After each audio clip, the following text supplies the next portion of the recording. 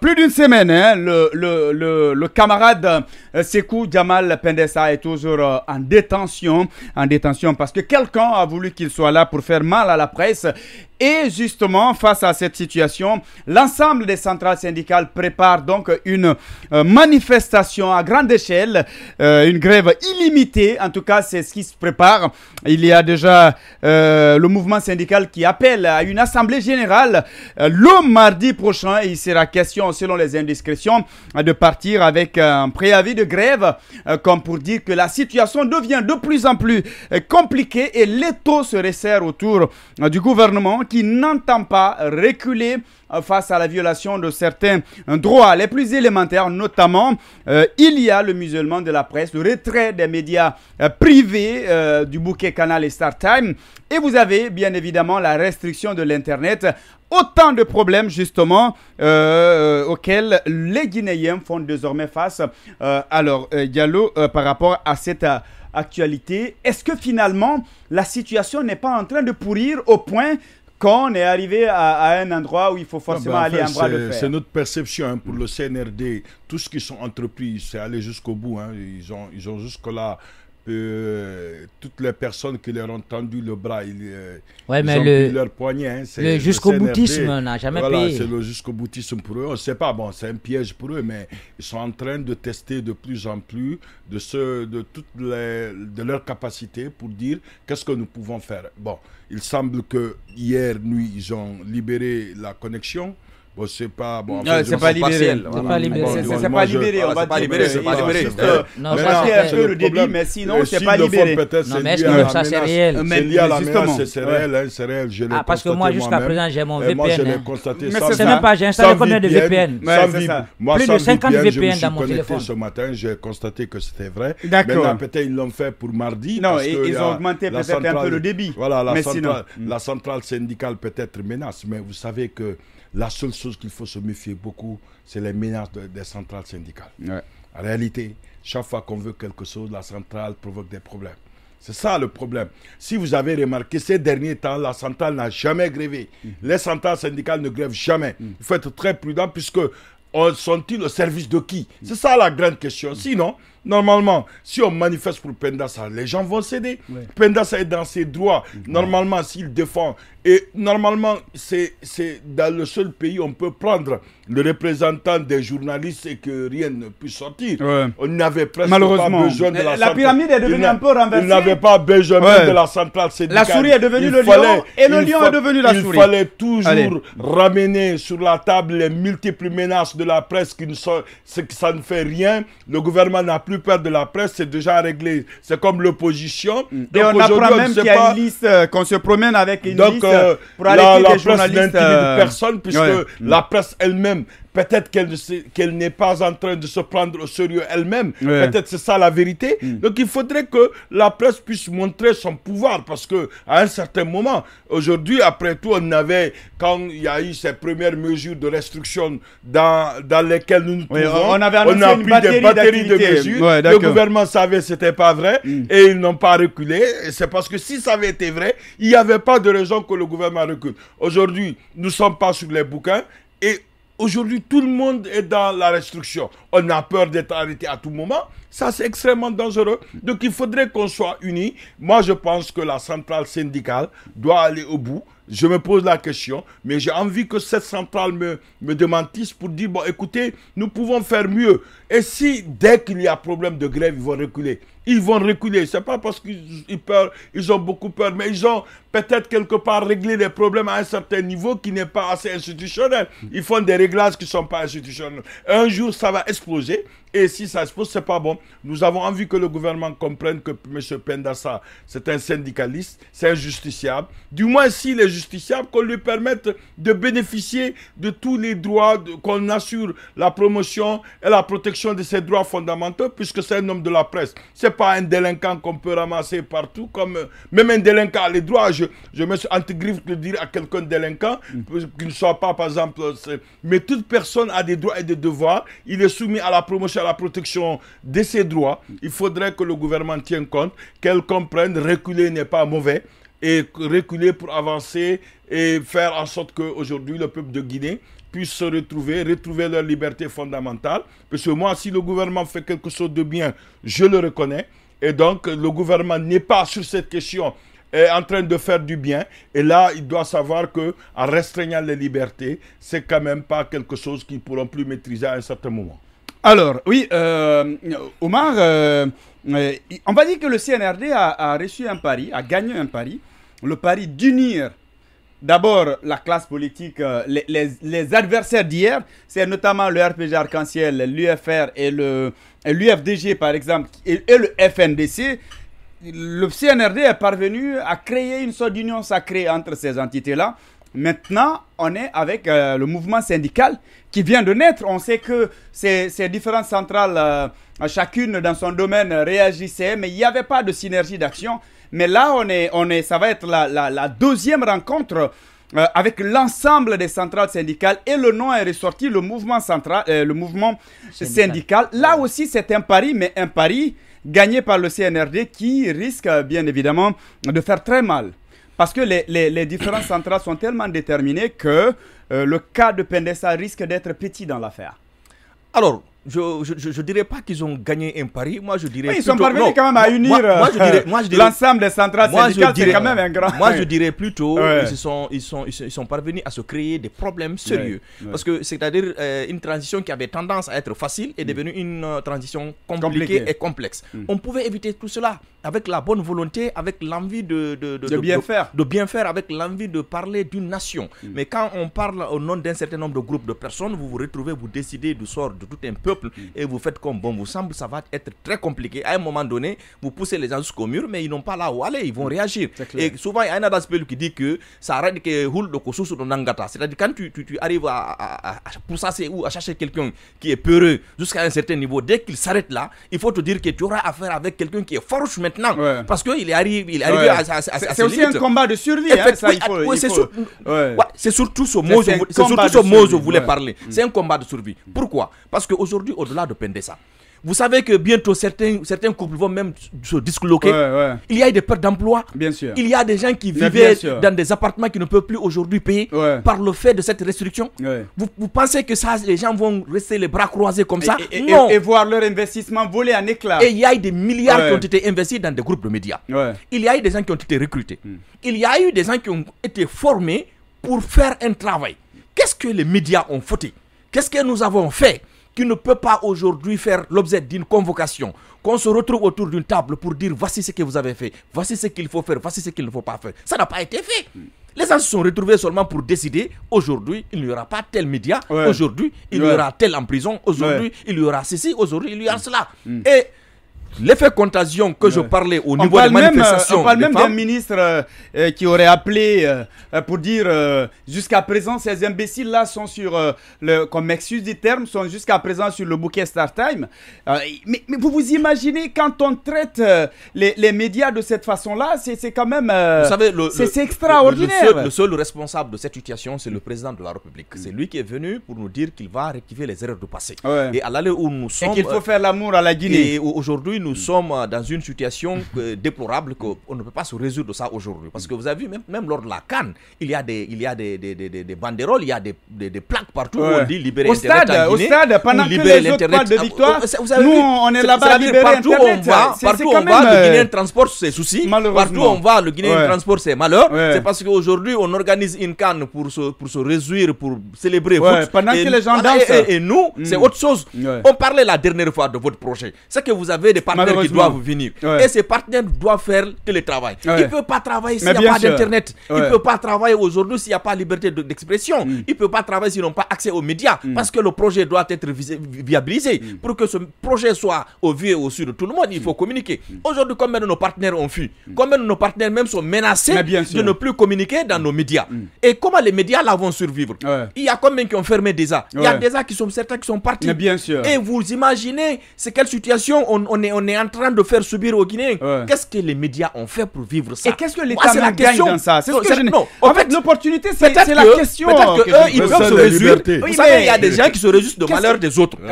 Vous comprenez? Il y en a qui mais il y a des businessmen de maintenant, pour se réjouir de malheur de quelqu'un, vous vous posez la question, qu'a-t-il fait?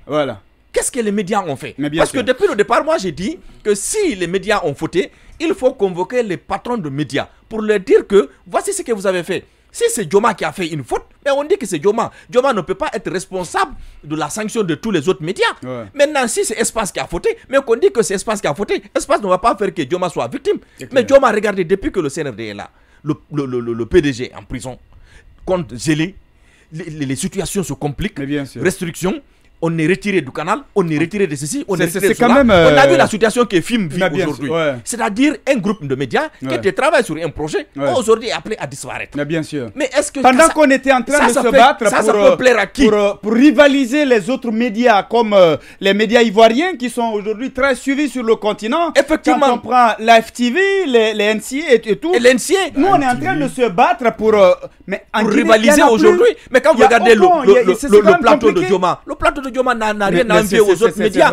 Mais si l'empire médiatique qui a été mis en place et sous le poids même des autorités qui sont censées... Ça va devenir très compliqué. Moi, je pense bien, l'effet contagion que les centrales syndicales sont en train de s'unir, ça va porter fruit.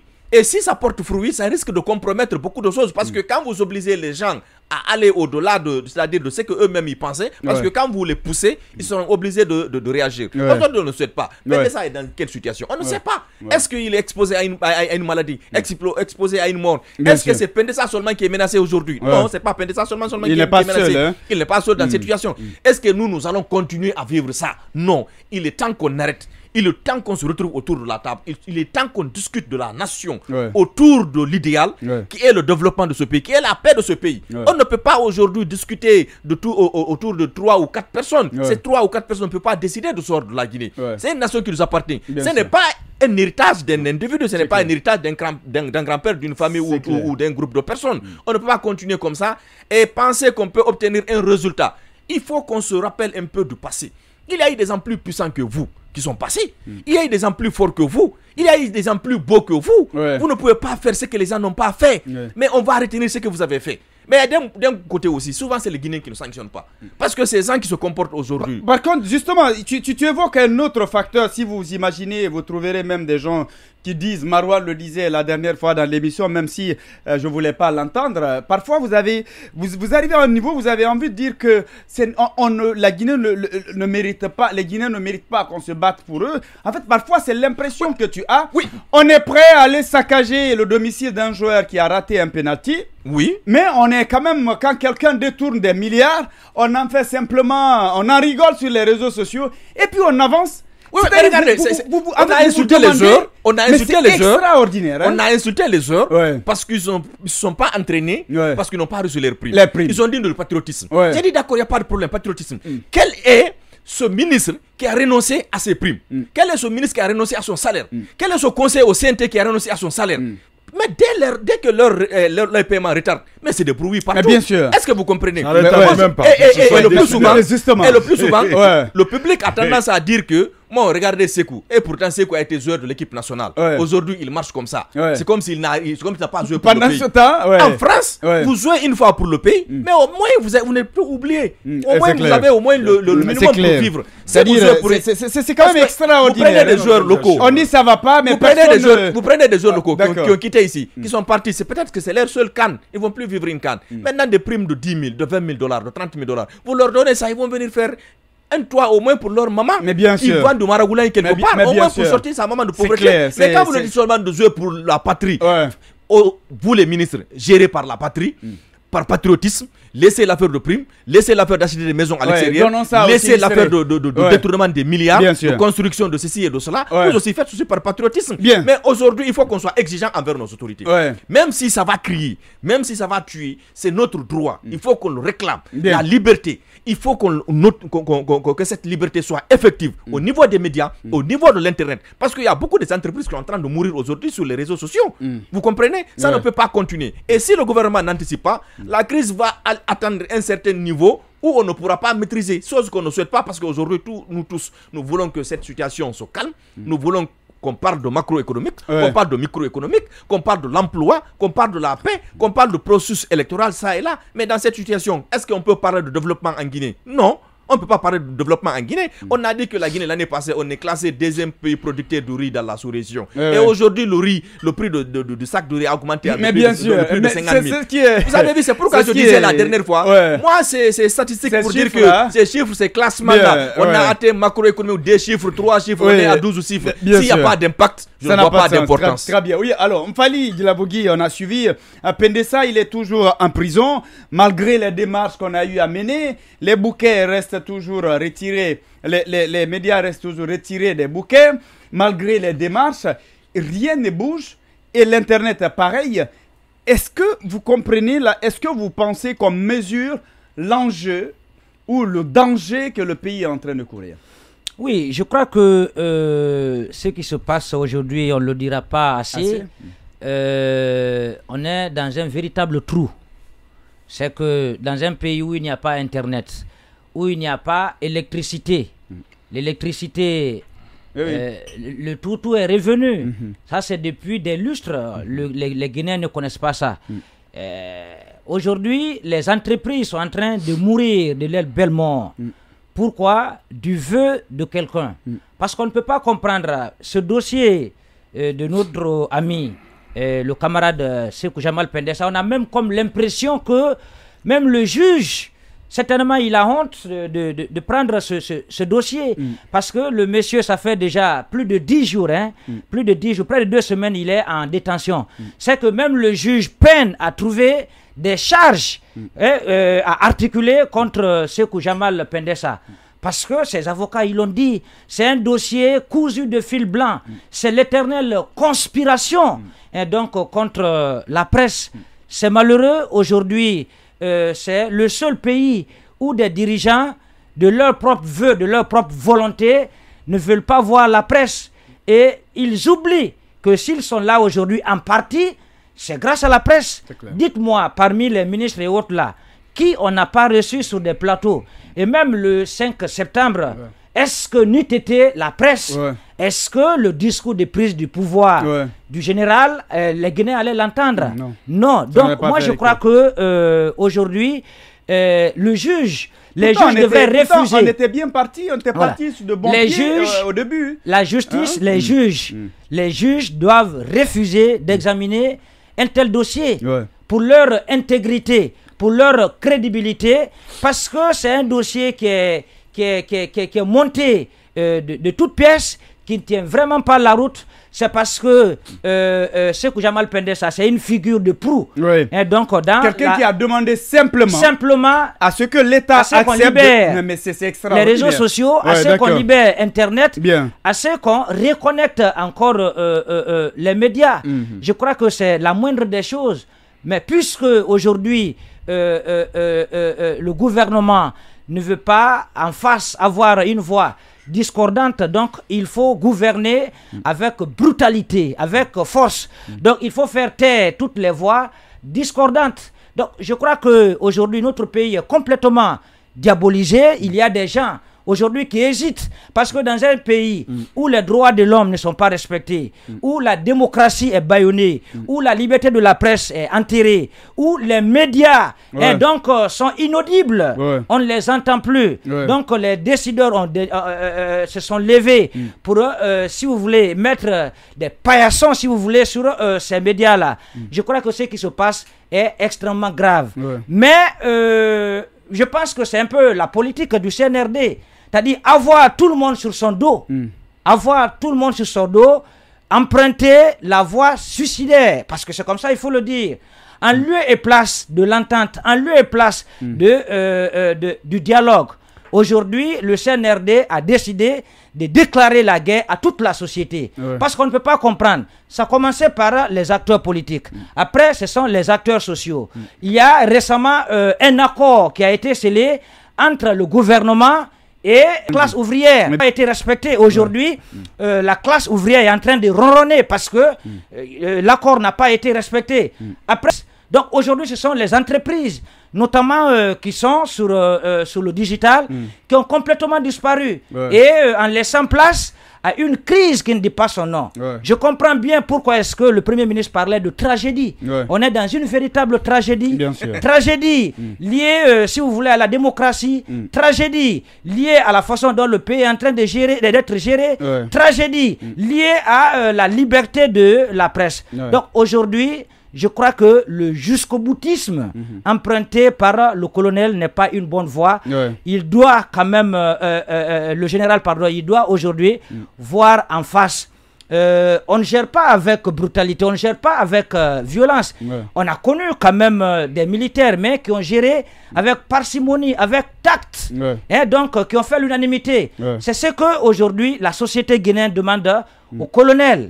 Aujourd'hui, il faut libérer parce que la quasi-totalité des entreprises aujourd'hui sont en crise. L'État même est en crise parce que si les entreprises sont en crise, s'il y a une manifestation, des femmes venir, vous voyez même à la CAN. Je crois que c'était la pancarte là, ça sillonnait un peu partout. Il y a même des supporters d'autres pays qui prenaient ça pour partager. Bien sûr. Et donc Internet, nous réclamons Internet en République de Guinée.